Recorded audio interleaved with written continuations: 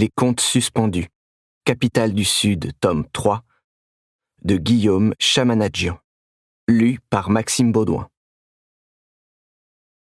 Le conte se poursuivit devant l'auditoire sous le charme. Les enfants s'opposèrent à leurs familles respectives.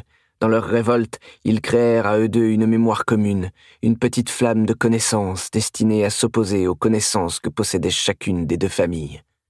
Ils obtinrent ainsi le pouvoir de faire cesser la guerre entre elles. Mais un traître parvint à monter tout le monde contre le garçon, qui se débattit tant qu'il le pouvait. Son sort semblait scellé, mais au plus fort de son histoire, tandis que son procès se tenait dans un antique marais, que l'assemblée de sa propre famille s'apprêtait à le condamner à une mort terrible, la réalité s'abattit sur la petite place des anciennes lavandières. Une rumeur courut dans la foule. Un navire rempli d'étoffes venait d'être saisi par les serfs qui distribuaient tous les articles d'un marchand corrompu à une foule cupide réunie sur le port. En un clin d'œil, la scène se vida. L'assemblée disparut des quatre coins de la place, ne laissant derrière elle qu'une antique conteuse, un suceur d'os dépité et un vendeur de beignets pressé de remballer ses sucreries pour participer à son tour à la curée. Je n'osais prononcer un seul mot. Mon parler était hésitant, malhabile, alors que le sien était un enchantement. Je me levai et déposai ma pièce d'argent dans son bol en bois, puis m'assis en tailleur face à elle. « Qu'est-ce donc que ça ?» demanda-t-elle en m'indiquant de son menton pointu. « Avorton blafard ou spectateur insatiable? Une pièce d'argent couleur face de lune contre une histoire antique ?» J'acquiesçai, toujours terrifié à l'idée de prononcer le moindre mot. « Est-ce l'histoire du garçon des marais dont tu souhaites connaître la fin? Mais vois donc, face de lune, l'assemblée est partie, et je ne compte pas pour des pièces. » Sa canne repoussa le bol vers moi.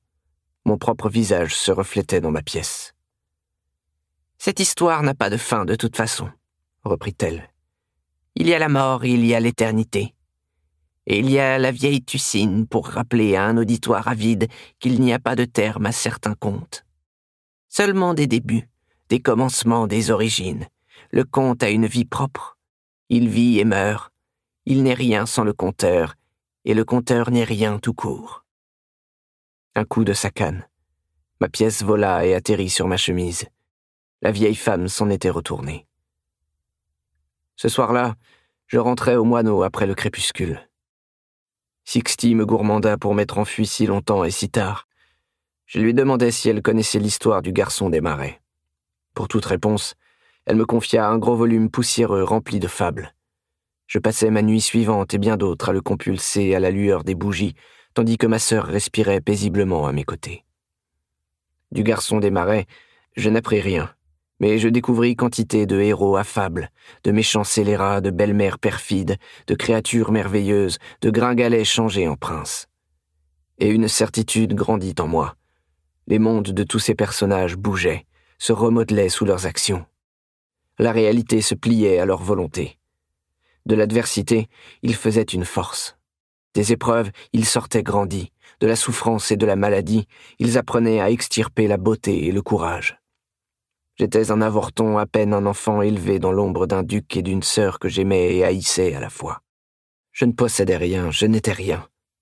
Je ne pouvais que croire à ces fadaises.